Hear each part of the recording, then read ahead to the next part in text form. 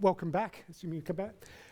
We're here for a panel on Britain and India in the wake of Brexit. We have four very distinguished panelists. On my far left, Lord Gadhia, Jitesh, of the House of Lords, once of Blackstone, Mohit Joshi of Infosys, Ray Newton-Smith, Chief Economist at the CBI, and Mani Singh of Crossbridge Capital.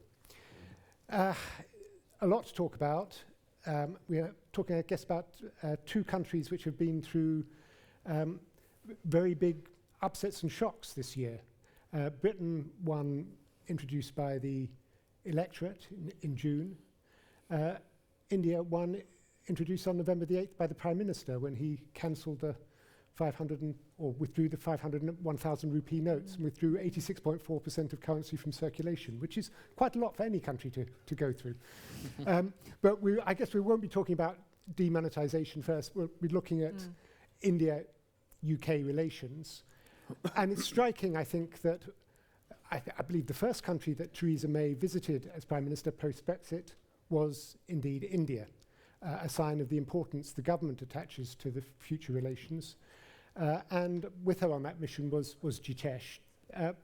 Jitesh, how did it go, and why India?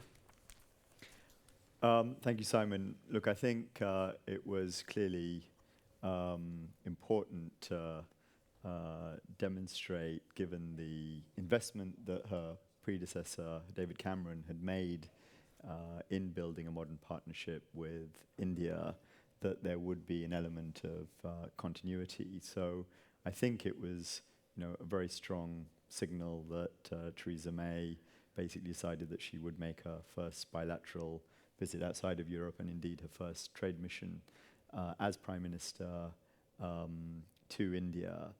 And in many ways, both countries are at a crossroads. The UK, self-evidently, in the aftermath of Brexit, is really at a defining moment in our history as we forge new relationships with the rest of the world. And clearly, I think it sends a strong signal that post-Brexit, India will be one of those priority countries. But in many ways, India is also at a crossroads, and you mentioned demonetization, which actually happened in the week of our visit, as did the election of Trump. So it was quite a memorable week. But, as Prime Minister Modi moves into the second part of his parliamentary term, it's clear that the economic reform agenda in India is shifting up a gear. And therefore, I think both countries have a need for each other. And as they say, friends in need are friends indeed. Did you get the impression that India is convinced Brexit means Brexit, to quote our Prime Minister? Are people believing it will happen, or is there still a sense of certain denial outside Britain, as in some quarters in Britain, that it will ever actually be realised?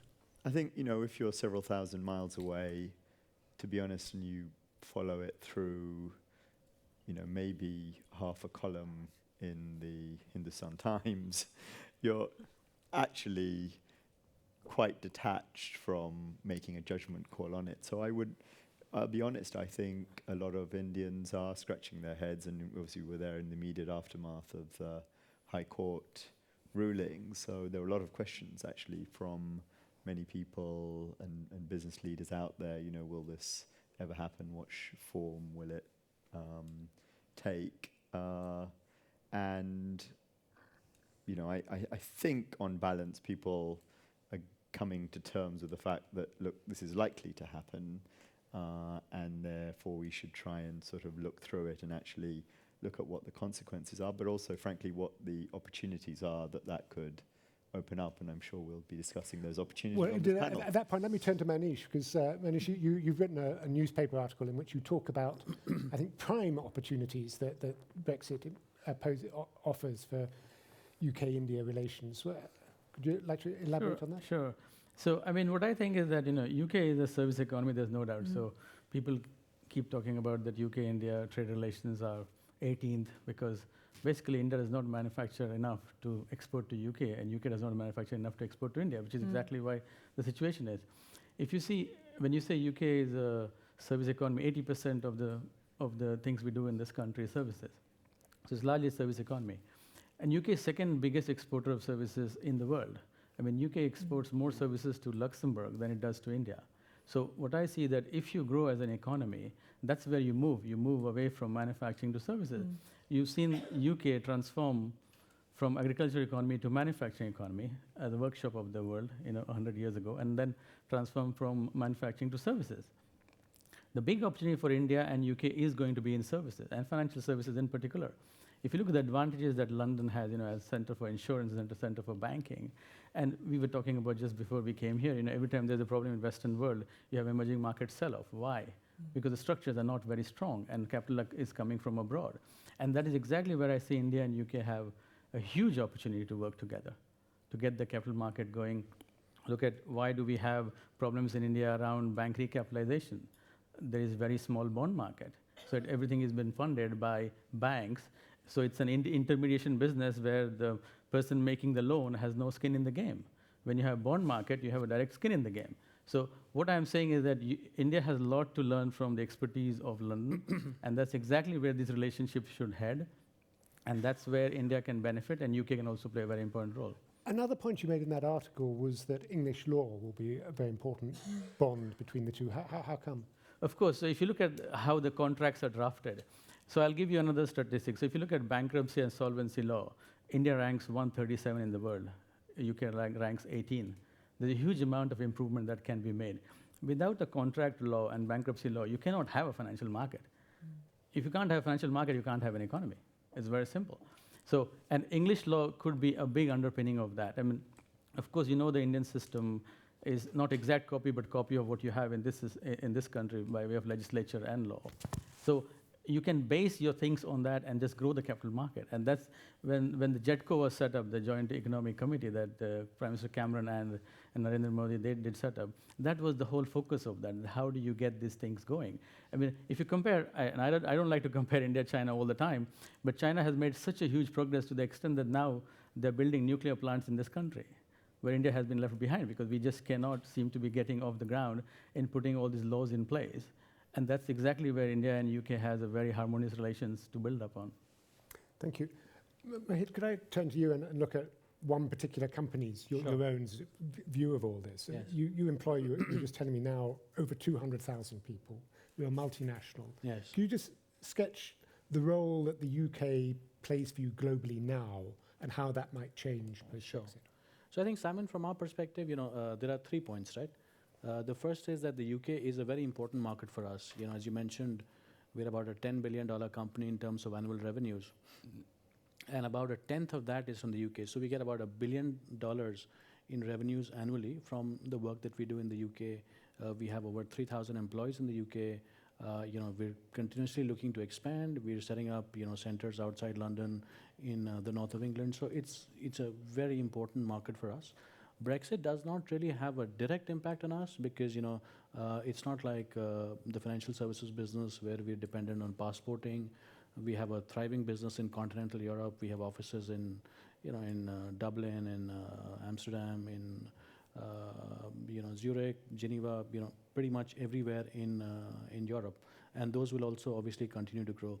But bulk of our demand is derived demand, right? And obviously, the financial services business is a very large source of business for us. So if they should happen to move, if banks should look to move to Dublin or to Amsterdam, for instance, for their trading businesses or for their operations work, then we will follow them, right? And do you have any early inkling of whether that is indeed happening? Because you would be quite a motivator. Yes, absolutely. People are furiously making plans.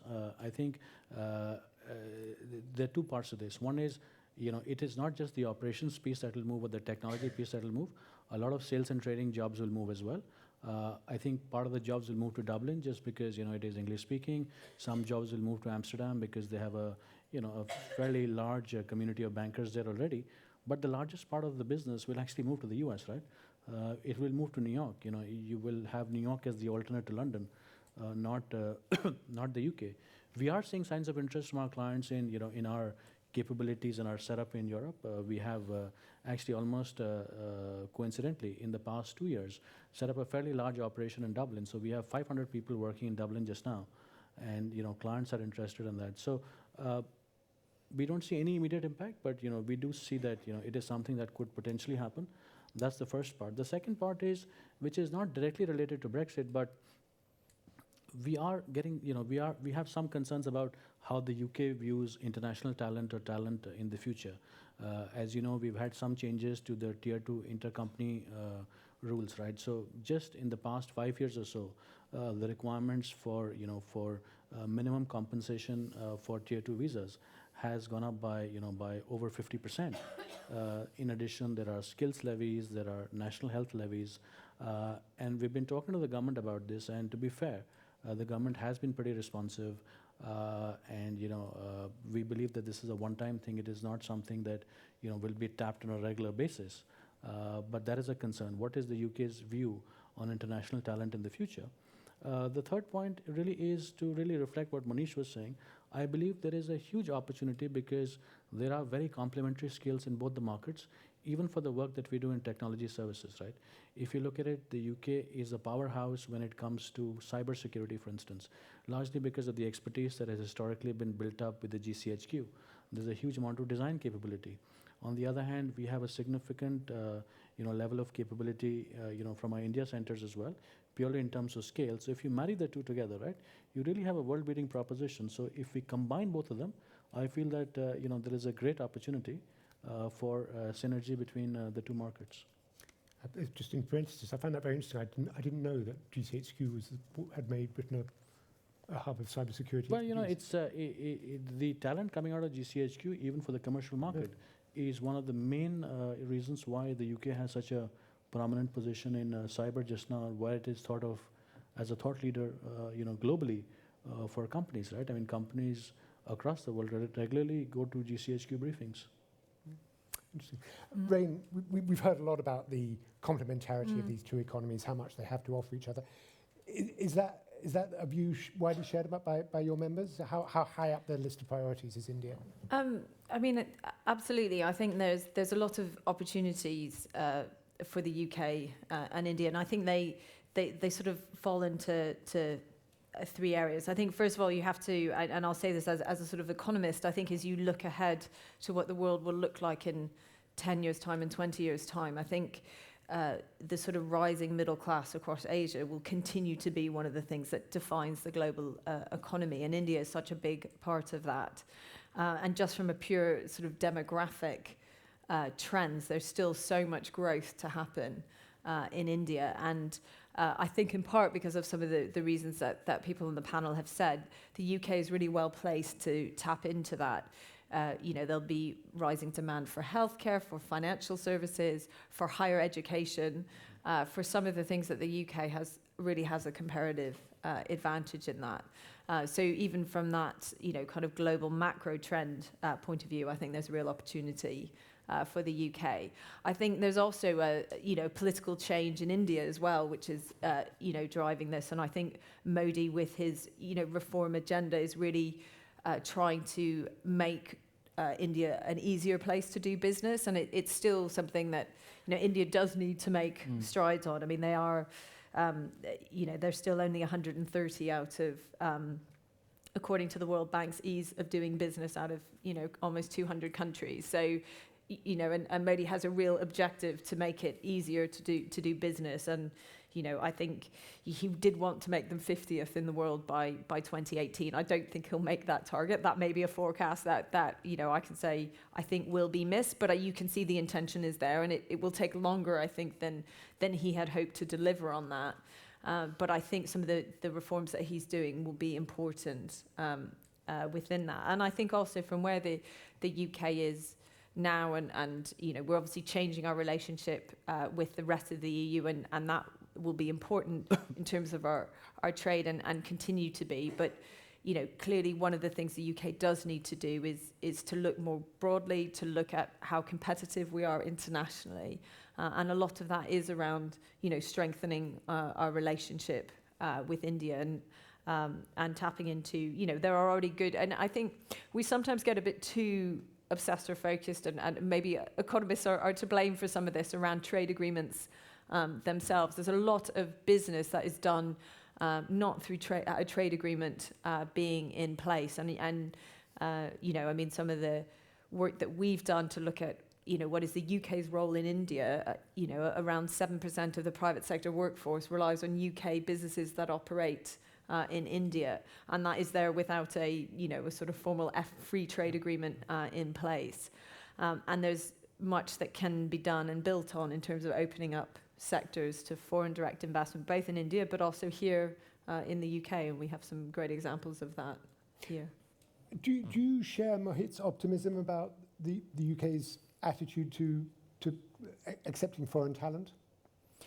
So I think this is a real, you know, a real challenge. I think it's a challenge for the government. It's a challenge for the business community. I think, you know, that it's one of the things when we've been having discussions with our members in, you know, in the sort of Brexit environment. You know, what are the principles they want to see in terms of our renegotiations with the EU? Yes, they're very concerned around, you know, having access to the single market and having that kind of ease of movement of goods and services. But they're almost as concerned around what happens to our policies towards skills and talent from around the world. Now, you know, that has to go hand in hand with recognising some of the pressures we have here in the UK on our public services and making sure that we are investing in growing our own homegrown talent and education and skills. And clearly, that's important. But I think if we were to just go to a regime overnight where we were having a much more restrictive policy towards attracting talent from around the world, that would not be good for our overall economy. It would not, you know, and I think being clear about some of the advantages that it's brought is important. Jitesh, in the article in the Economic Times, I think you wrote about clouded perceptions of Britain because of concerns about our attitude to immigration. Do you think Mrs. May's visit helped dispel those clouds? Or? Well, look, the media's somewhat obsessed, and I've been on several of these trade missions with, you know, both her predecessor and even with Boris Johnson and various other people when he was Mayor of London, and the issue always pops up. And I do think we have to dispel some of the myths around it, and there are various components to it. So no matter how much we sort of shout from the rooftops, people and the Indian media often don't listen to the fact that there actually are no limits on student numbers from India, or frankly from elsewhere. If they're bona fide students going to an authorized educational institution in the UK, there are no limits. They are included within the immigration data, and that's something the Office of National Statistics has sort of required or defined, and there is a debate about whether you strip them out or not, but there is no limit.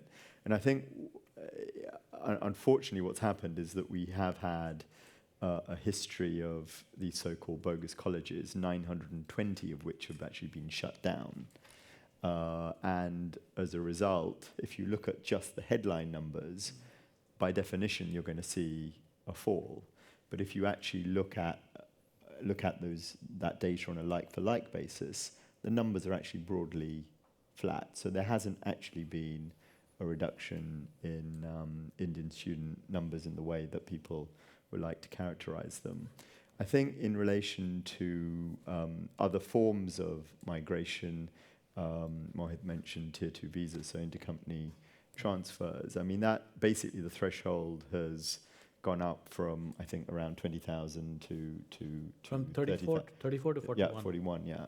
Now, you know, I think we have to acknowledge that, you know, what is the destination here? I think the destination, given the political realities of what we face, are that it will be fewer numbers, higher skills in terms of what our migration and net migration data looks like. So we've just had the data last week.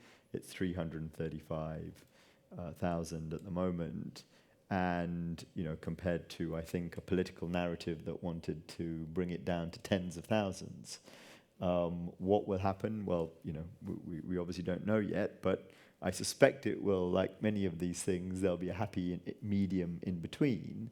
But I think Rain is quite right. I think we need to make sure that as we go through these sort of negotiations on exiting the EU, that it's clear that we will remain a country that is welcoming of talent onto our shores, and I'm pretty confident that that will happen. But we're going through the sort of process at the moment where inevitably there are mixed signals around it. To quote back at you something else you said, and this time in your maiden speech in the House of Lords, you talked about how with deft footwork the UK could put itself at the front of the queue for free trade deals with India. Taking account of what Rain said about one shouldn't be too fixated on these deals, but is that really the case? I mean, given that there's a 2-year lead time from at the earliest next March, I mean, what sort of deft footwork could be put in place to begin the preliminaries for a trade agreement during that period? Sure. Well, I also said in the same speech that I thought, and I do think, that Britain is a trading nation first, last, and always, and therefore I think it is in our DNA, and I have no doubt that we will sort of go out there, not just with India, with multiple countries, and run a process of really figuring out where is it that our time is best spent. And I think in relation to getting to the front of the queue, when we were in India, Liam Fox also accompanied our visit, and he had discussions with his counterpart, Nirmala Sitharaman, and they've agreed to do an audit of where is the maximum impact of liberalizing trade. So that step has already happened. And I think that, and sort of Lord Price, the Trade Minister, has also made this clear, that whilst you may not be able to actually agree trade deals, there's nothing to stop you from having a memorandum of understanding. So that could well be a milestone on the path towards trade deals. But I think the point has been made on this panel that we shouldn't just get obsessed purely with trade deals, and it may be that a economic partnership between UK and India, frankly, prioritizes, as Manish said, capital flows. And so that's, for example, just give you one example, last November, Prime Minister Modi was here, made an acclaimed speech in front of 60,000 people at Wembley Stadium, and he had this rather strange phrase of James Bond. No, so it was James Bond, Brook Bond, and Rupee Bond. And that sort of stuck in people's minds. And what he was trying to do was to just highlight the fact that Indian corporates and PSUs raising rupee bonds, or the masala bonds, in the UK market was a powerful thing. And since then, in fact, 32 masala bonds have been issued to the tune of about $4 billion. So actually, there is a huge latent potential in that, and it's not just in bonds, but also, I think, in something that people should watch is, how do we collaborate with the National Investment and Infrastructure Fund, which India has created, which is an equity fund, and certainly the UK government has signed a memorandum of understanding to explore how we can actually create a bilateral vehicle with the NIAF. Manish, you were very enthused by the HDFC issue, which itself was, what, 30 billion rupees? Yeah, it was 3,000 crore. Yeah, and to come back to about talent, which Jitesh mentioned, is that it just brings back to me, like UK has to be very proactive in looking for talent. And I say this because I compare what US has done. And, we heard last night Mike said that almost 40% of senior executives in Silicon Valley are from Indian or Asian origin. And so I went for my undergrad studies at IIT Bombay, and I can tell you how it worked is that, so I went there from 96 to 2000. But we really had top US university researching, finding out students who are good and sending them books and assistants and everything, and just making it so attractive that they just go to US. They never think about going anywhere. I mean, there are very few people who come to UK or go to Europe, not because they don't like it, but there's an active recruitment of talent happening from US universities and US. So if UK really wants to get the talented people and keep less in number but talented, you really have to go looking for people. I mean, that's proactive strategy that the government should implement and learn from what US has done. In terms of the capital market, as we were talking just now, I think it is definitely a very, very encouraging news. And not just that, but to make London a center of rupee trading, basically, which is exactly what London is trying to do with the renminbi market very effectively to some extent.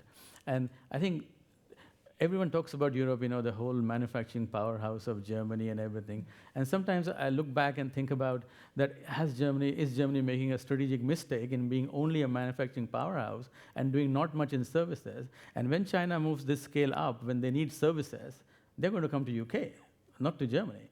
And take into account that a lot of manufacturing is going to happen using machines or robo, or however you define it.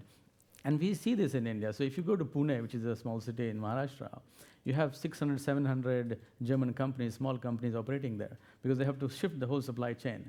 Well, that's what you do when you do manufacturing. I mean, UK is not part of that. UK doesn't do it, but UK has a huge advantage in services.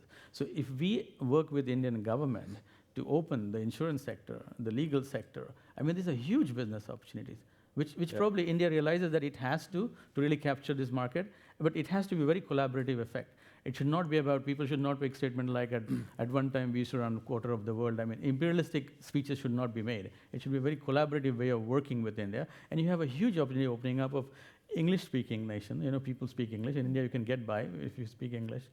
Not in China, you've got to speak the language, Mandarin, but in India you can. So here you have this big, huge opportunity of a middle class which is bigger than the population of US, and per capita income which is much lower, which you need to work together, and then UK has a huge opportunity to work on that. Can we come back to the talent question from the Sure. from the other end, from the user's point of view? Yeah. I mean, as an employer, when you look at a new would-be recruit CV, Yes. where would a UK education be in the hierarchy for you? I mean, they're above an IIT? Or? No, I think so. There are a couple of things, right? One is top-tier talent in the UK, but indeed top-tier talent across the world is very comparable, right? Whether you go to the US, you go to China, or you go to India or the UK, top-tier talent is very comparable. What we see as a gap in the UK, right, which is an important opportunity as well, is that if you look at computer science graduates, for instance, you have this strange situation in the UK where you've got computer science unemployment at the same time as you have vacancies shooting through the roof, right? So you've got supposedly a pool of talent which is computer science educated, and on the other hand, you've got a huge amount of opportunity. So the difference is that those theoretical skills are not really market ready. And so we spoke a little bit about the tier 2 immigration and the fact that the government is looking to control migration. But these are very, very small numbers, right? We're talking about if you took the entire India or global software services industry, and you look at the number of people that that they were asking for, or the total number of tier 2 visas that they would use, you're talking about 3,000 people, right? You're not talking about 30,000 people, you're not talking about 300,000 people, you're talking about fairly small numbers. And so you have a skills levy just now, and the whole focus is on apprenticeship only. We've been speaking to the government about using part of the skills levy to make these computer science graduates, or to make indeed some engineering graduates or other students more ready for for the real economy that is there today. So again, just to answer your question, top talent is comparable across the world, and it's very high quality indeed. But the other talent needs to possibly be retooled, and the best people to do this retooling are companies who do this for a living, right? Rather than government programs or universities trying to do it. Sure, thank you.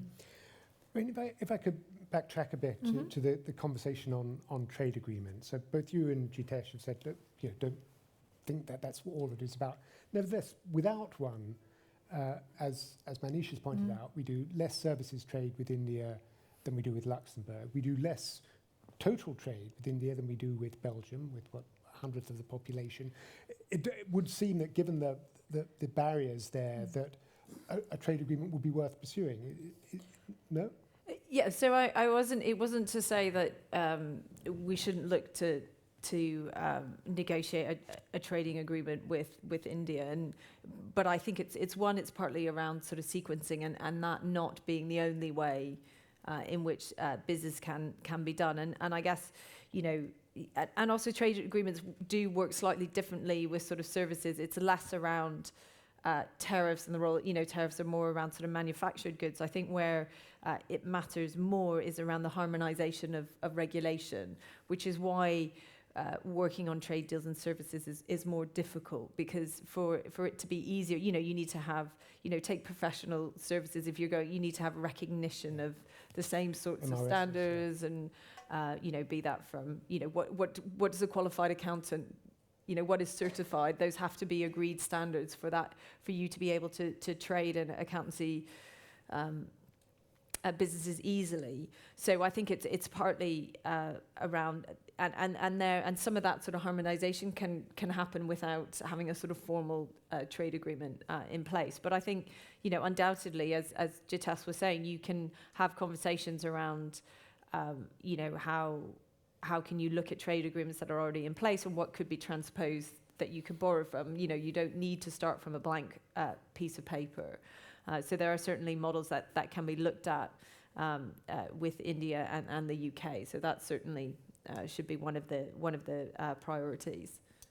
Yeah, Jitesh, even so, front of the queue seems quite ambitious for me. I mean, that Modi has a explicit, not just look east, but act east policy.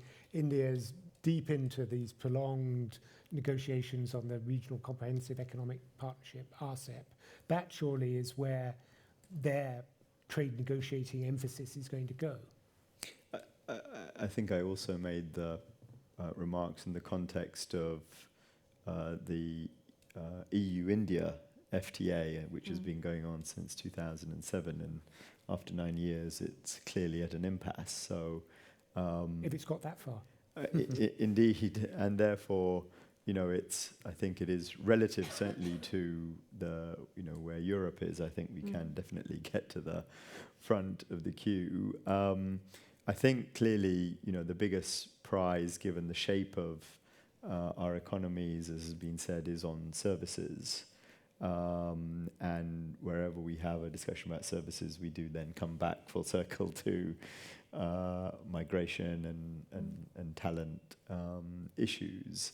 So I think, you know, and that's one of the reasons, frankly, why the EU-India FTA was also, you know, one reason why it reached an impasse was around people issues and access to services market. So, look, I think I'm not underplaying the fact that these are difficult, tough conversations, and we're going to have to be realistic. I'm told that actually, in terms of sort of practical capacity to hold multiple parallel trade discussions, you probably can't do more than 4 or 5 at the same time. So, you know, if you think that there will be, it seems like, you know, US will be there, Canada will be there, you know, no doubt, you know, there'll be other, maybe some other countries in Asia.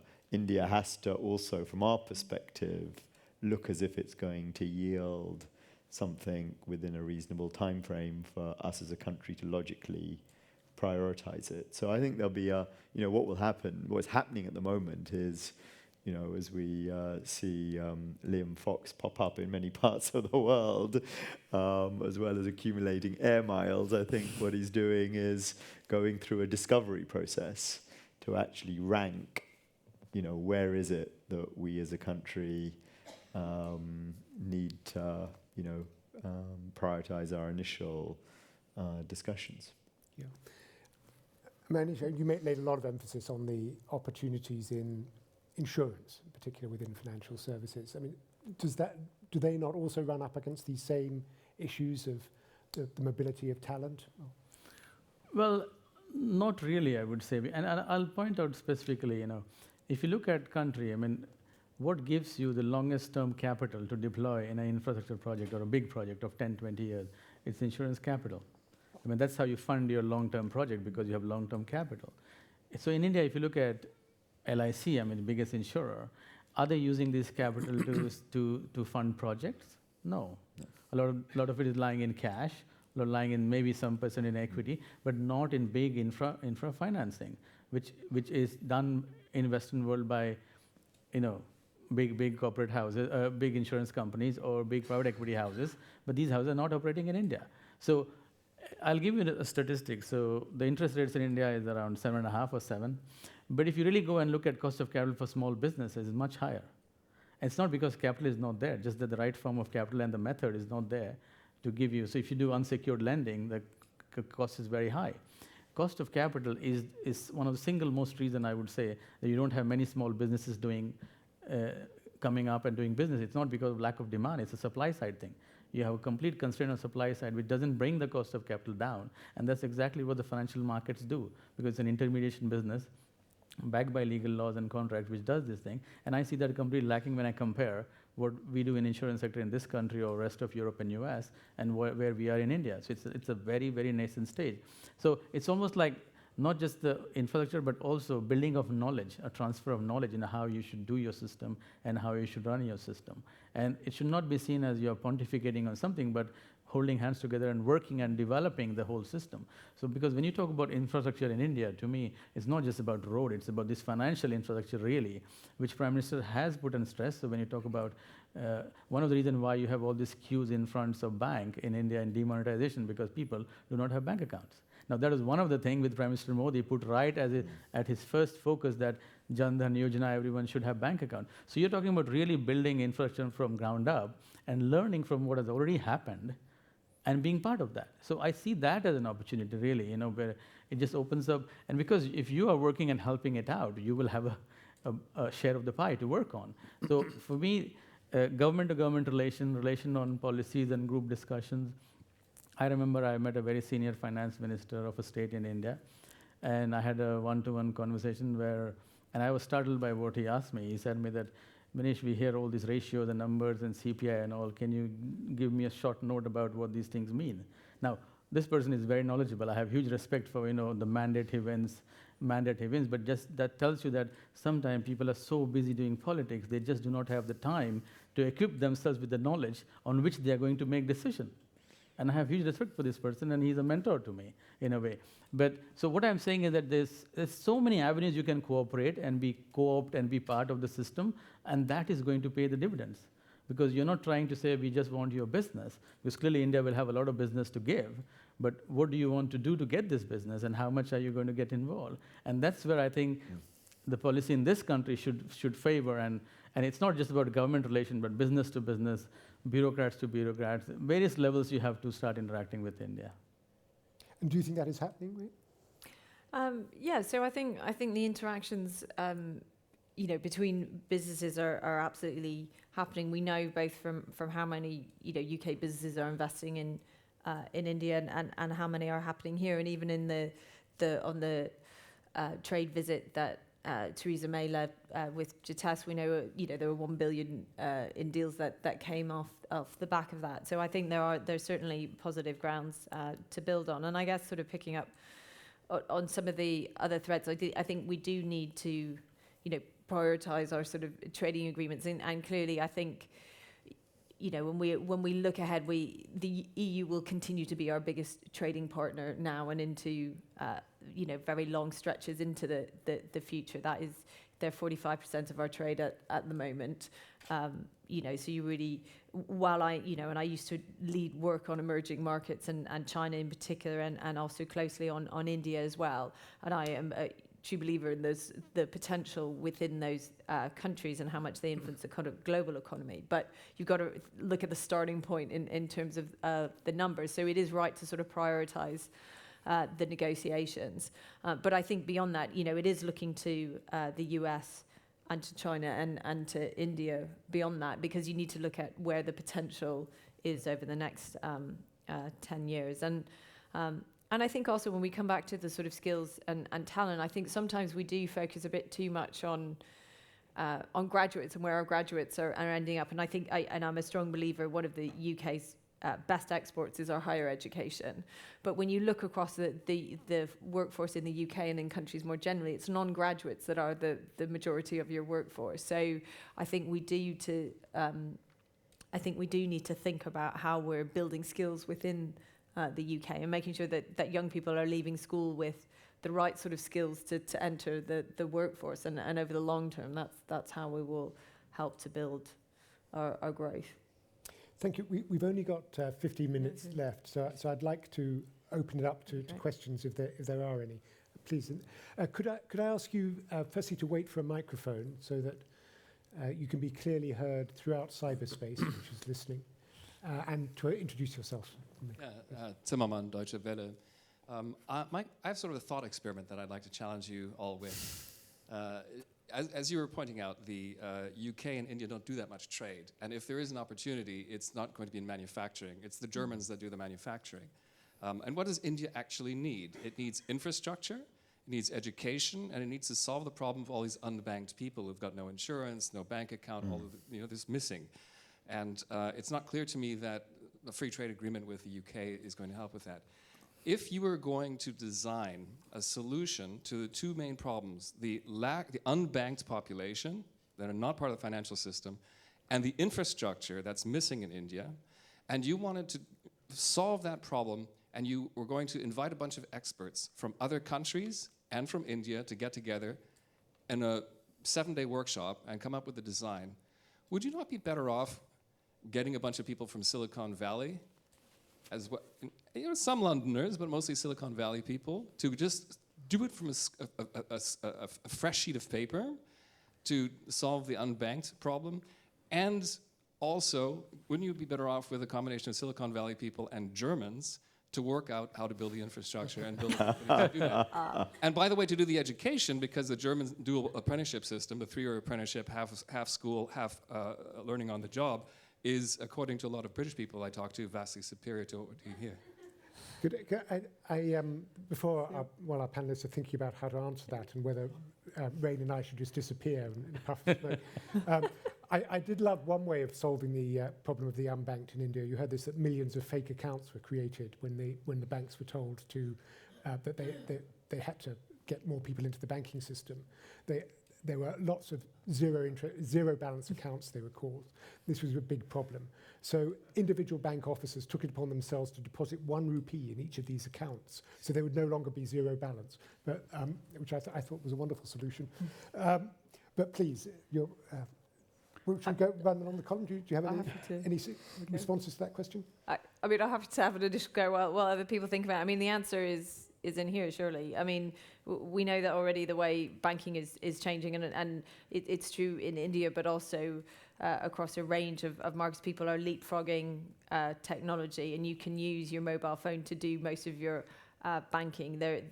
If you can get to a stage where you don't need to go into a bank, as long as you have a way of checking people's identity. Exactly, and I'll just point out those smartphones are designed in California, not in the UK.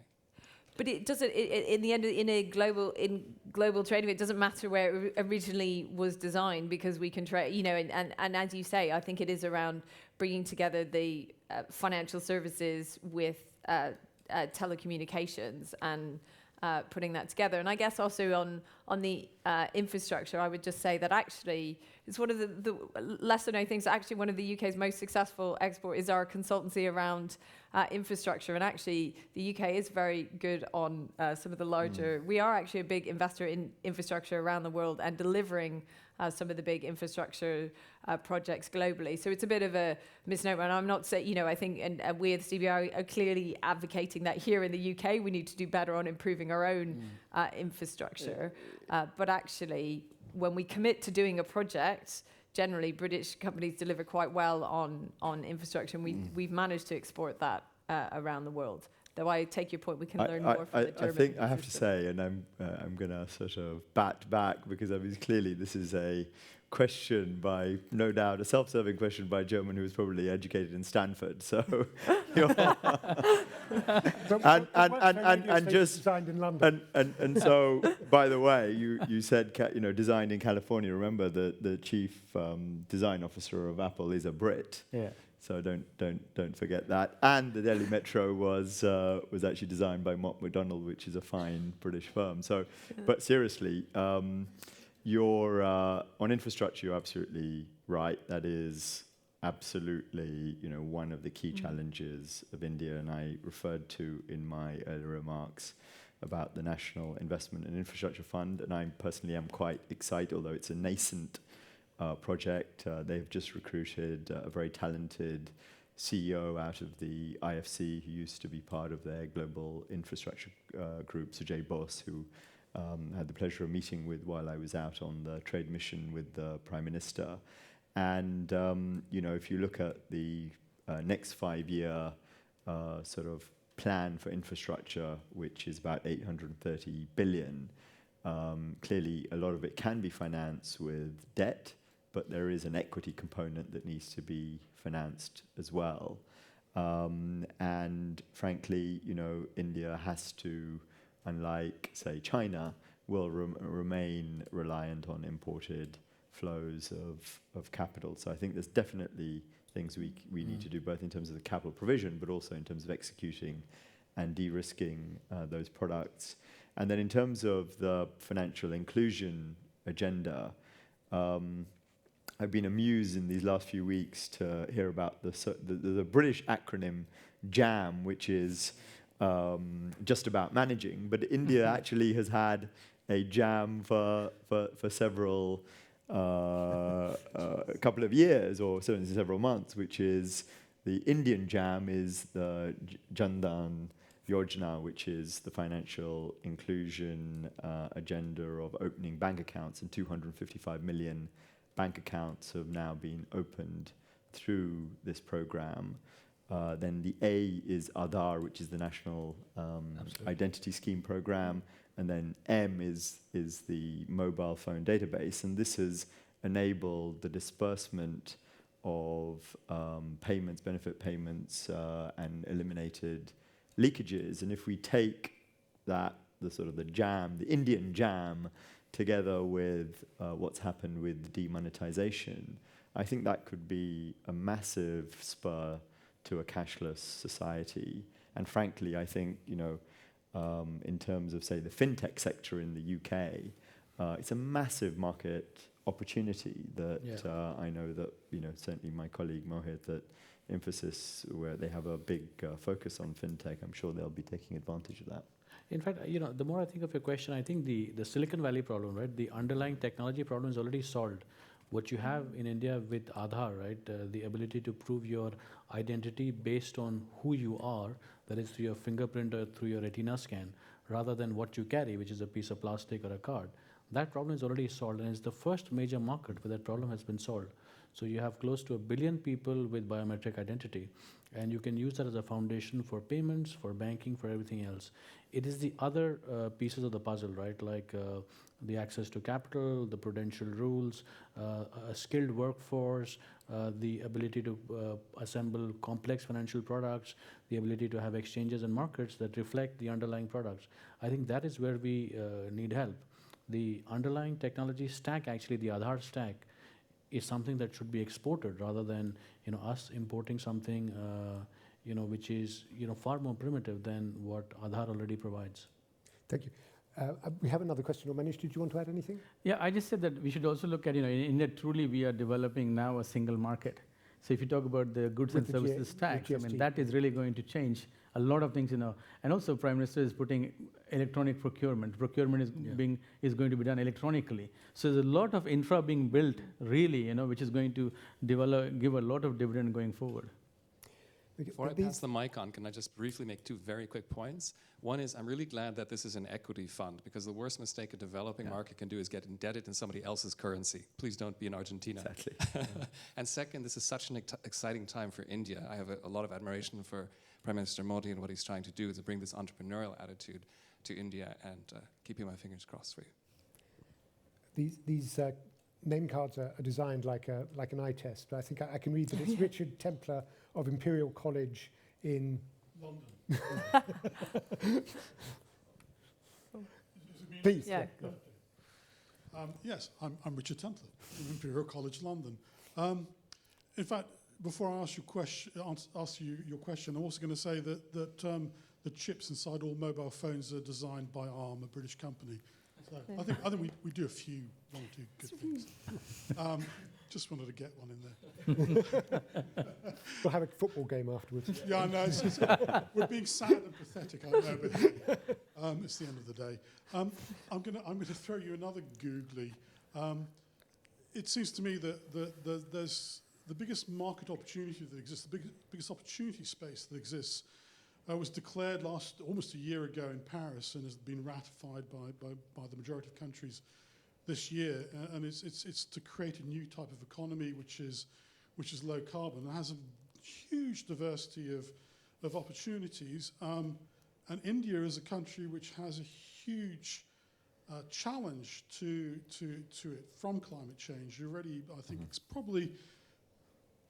I'm a scientist, so I'm not going to say that it's necessarily absolutely true, but this year you had some pretty extreme weather, and that's probably to do with climate change, and it's probably not going to go away. So you've talked a lot about services, about financial services and all those sorts of things. Is there some space, do you think, between our two countries to explore not the renewable energies, but all the things that will have to come afterwards, the things which are to do with caring for our environment, caring for the use of materials, all those kind of things? Since we've only got 4 minutes left, could I suggest we take the other question, one more question as well, and then we can answer them all together in final remarks. This is slightly more practical. So if you could identify yourself. Phil McPherson, I work for a multifamily office in the UK. On a slightly more sort of practical level, we weren't on the trade delegation. How, as a UK company, which is small, does one inform oneself of the great opportunities which are emerging? Thank you. And one last question. Yes, this is a slightly less practical question.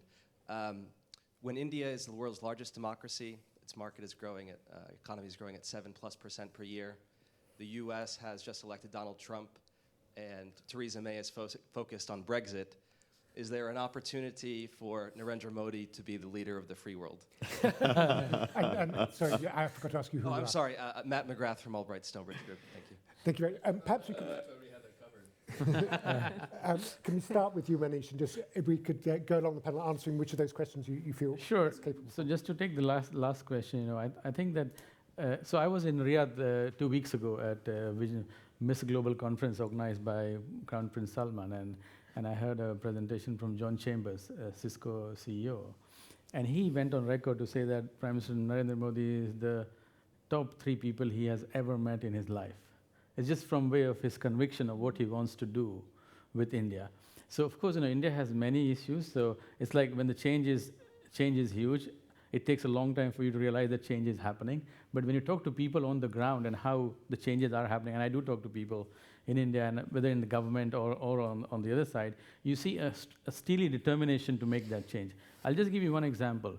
I think probably the biggest reform you need in India is the civil services reform, which nobody talks about because it's a very testing issue to talk about. And I give you one statistic. If you look at Singapore, which probably has the best civil service in the world, the average age of a senior civil servant over there in his 40s. In India, it's in 65 or 60s. There's a huge frustration in the system by the time you get to senior position. And I think that that will be a big reform which will probably come later on. But to answer your question directly, yes, I think that Narendra Modi has a really big chance to be a big leader. Thank you. I'm sorry, we only have 1.5 minutes left, so if you could... I'll scoop this up very quick. I mean, absolutely, I think there's a huge challenge for India and for the world around the sort of move to low carbon economy. There's some great technologies that exist here and in India that could be built on, and I agree it's a priority. And we only need to look at the air pollution that hit Delhi recently as an example of that and why it's important. On UK trade, you're a small and growing business and you want to tap into these opportunities. So, I mean, I think the government have actually done a good job at having a single portal. So Britain is great, has a portal which can help get you access to UKTI and some other organizations about how you can do that. But having from talk to businesses, what they often say is actually what you need to do is find a business that's similar to yours in terms of size and sector that has been successful and learn from that. And obviously there are organisations like the CBI that can kind of help make those connections. And I guess on sort of leaders, innovative leaders, I have to also reveal that I'm partly Canadian. So I think Modi is doing some great stuff, but I think he can hopefully work together as well with Justin Trudeau, who I think is maybe a bit of a beacon out there. Mohit. No, so I think, look, on the climate change piece, this is one thing where India really needs to step up. And the good thing is that, the government is not insisting on the fact that per capita carbon emissions are so much lower than the developed world. I think they've gone past that. There's obviously going to be a trade-off between the essential development, the essential growth of the manufacturing sector, while still maintaining a much lower carbon profile than the rest of the developed world. On the Modi piece, I feel that while he has done extremely well, it is a challenging country, so we must give him some time before we declare victory. So it's flashing time up before us. So just to say that the Department for International Trade funds something called the UK-India Business Council.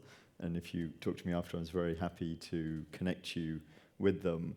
And then in terms of leader of the free world, it depends what your definition is. But I would say that Narendra Modi, as far as I know, has the largest electoral mandate ever in history. Yeah. Thank you very much. That's a very conclusive note on which to conclude. And so I'd like to wind this session up. Thank you for your participation and attending it. And above all, thanks to my panelists for such a stimulating discussion. Thank you, Simon. Thank you.